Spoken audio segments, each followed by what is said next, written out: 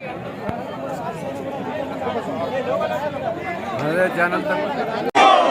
Yard కార్మికులను దొంగలుగా దూషించడమా?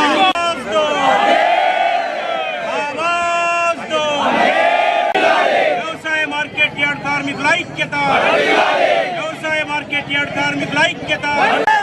పనిచేస్తున్నటువంటి హమాలి, దడువై, చాట, ముల్లె, గుమస్తా కార్మికులందరూ కూడా దొంగలుగా చిత్రీకరించి పాలకవర్గం ఇచ్చిందా మరి ఎవరిచ్చారో మాకు తెలియదు, కానీ దొంగలుగా చిత్రీకరిస్తూ రైతు తీసుకొచ్చినటువంటి పంటను, పసుపును ఇవాళ దొంగిలిస్తున్నారనేటటువంటి పద్ధతుల్లో, అదే పద్ధతుల్లో ఇవాళ కార్మికులు మన నిజామాబాద్ వ్యవసాయ మార్కెట్ యార్డ్లో మొత్తం దేశంలోనే ఈనాంలో కానీ పసుపులో కానీ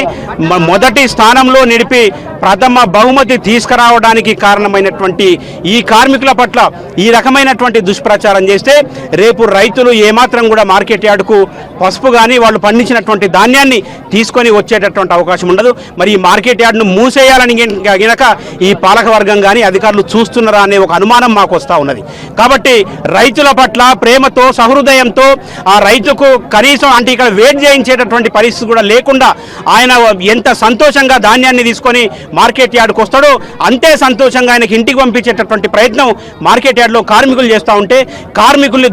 దొంగలుగా చిత్రీకరిస్తే ఇంకా ఎవరు వస్తారని